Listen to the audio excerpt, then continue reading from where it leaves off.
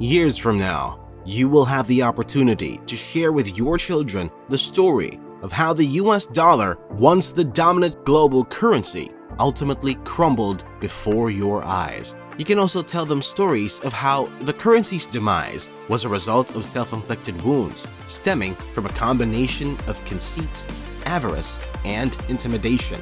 Before going into this part of the story, however, you can also recount to your children that you were present when the physical representation of the currency, including paper bills and coins, was phased out and replaced with a digital version of the US currency.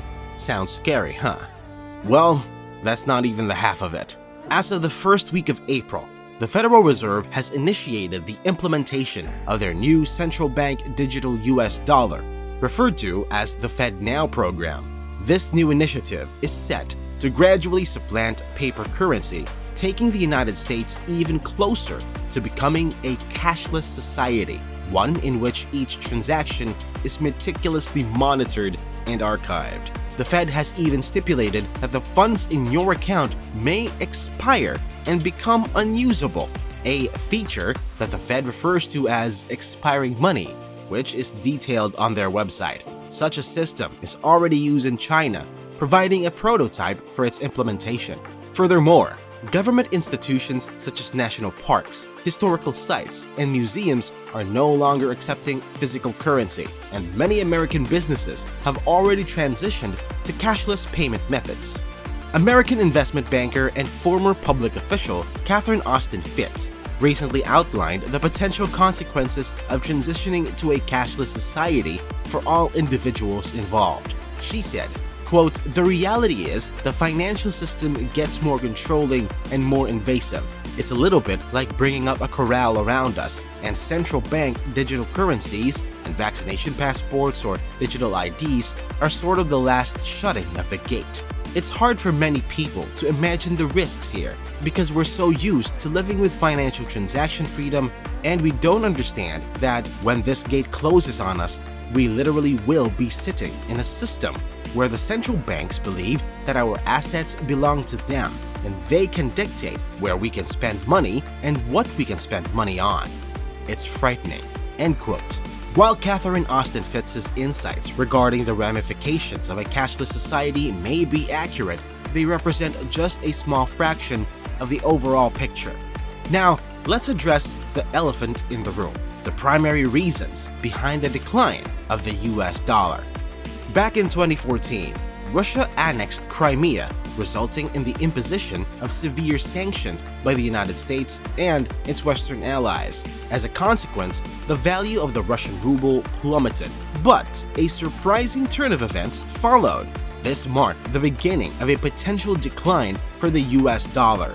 Russia had to increase production of numerous resources, including oil, lithium, silver, uranium, and natural gases. As a result of the ruble's depreciation, they ramped up production, became self-sufficient, and emerged as the primary exporter of these minerals in every category.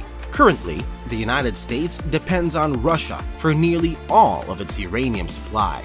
The reason Russia increased oil production was that the depreciation of the ruble required them to produce more oil to compensate for the lower prices they were receiving in US dollars. While the United States was dismantling its manufacturing base during Obama's presidency, Russia and China were taking the opposite approach, resulting in a significant pressure on the global oil market.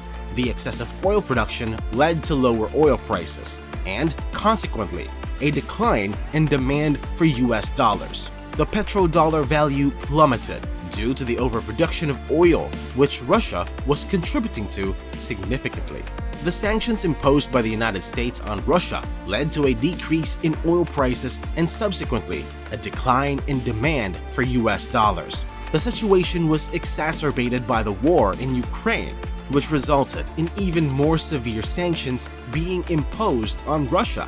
These sanctions have severely impacted trade between Russia and the United States, further contributing to lower economic growth and a decline in the value of the US dollar. The Federal Reserve is now predicting negative GDP growth for the United States, and a significant recession appears imminent.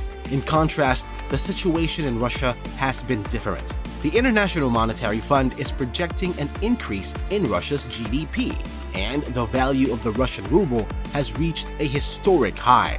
Moreover, recent statements made by Putin suggest a significant shift away from the US dollar. In particular, Putin expressed his support for the use of the Chinese yuan in settlements between Russia and countries in Asia, Africa, and Latin America. The world's largest energy exporter, Russia, and the second largest economy, China, are actively working together to undermine the US dollar's dominance as the primary currency in the international financial system. Just a little bit of a backstory. The petrodollar system dates back to the early 1970s when the United States negotiated a deal with Saudi Arabia to price oil in US dollars. This agreement made it imperative for other countries to maintain significant reserves of US dollars to purchase oil from OPEC countries, thereby bolstering demand for the dollar. Consequently, the US dollar emerged as the world's dominant currency, giving the US a significant leverage to influence the global economy. The system enabled the US to accumulate massive debt because there was always another country willing to purchase its debt. However, this situation is rapidly evolving. The US has historically utilized its control over the dollar to weaponize its economic power by imposing sanctions and other measures to coerce other countries to align with its foreign policy objectives.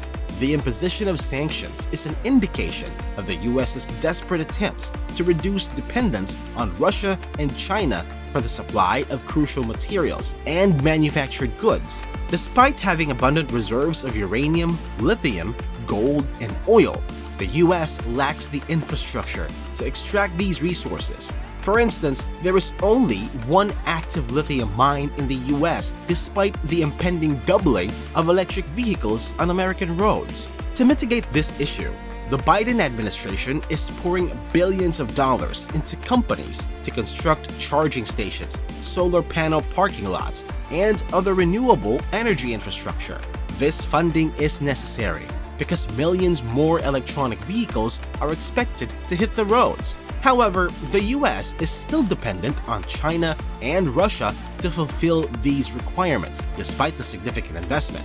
This dependence highlights the predicament that the US faces in achieving energy independence. On April 2nd, Ursula von der Leyen, the head of the European Commission, made a significant admission about our dependence on China and Russia for minerals and resources. This was an important acknowledgement on her part.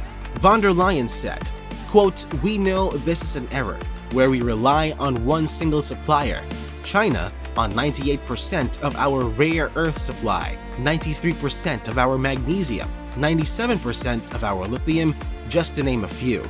End quote. Coincidentally, on the same day that Ursula von der Leyen made that admission, Ford Motor Company announced that it will be teaming up with China to make minerals for its electric cars, investing billions of dollars in the project that will take place in Indonesia. This further highlights the extent of our dependence on China in the mineral and resource sectors. The United States is aiming to reduce its dependence on Russia and China while promoting the return of manufacturing to the country. The government is offering incentives, such as grants and tax cuts, to encourage businesses to adopt green practices. Construction of new condo complexes in the US is eligible for government funding for the installation of electric vehicle charging stations, and hotels are also eligible for similar benefits. Consequently, businesses are taking advantage of the opportunities and building these facilities to receive tax breaks. The US dollar is facing a precarious situation due to these developments. Amid recent global economic changes, China, Russia, and Saudi Arabia are shifting away from the US dollar for oil transactions. Additionally, the US has relocated its manufacturing and mineral production to other countries. The Federal Reserve is also considering the adoption of the digital version of the US dollar, which could potentially lead to unrestricted printing without being tied to any physical currency.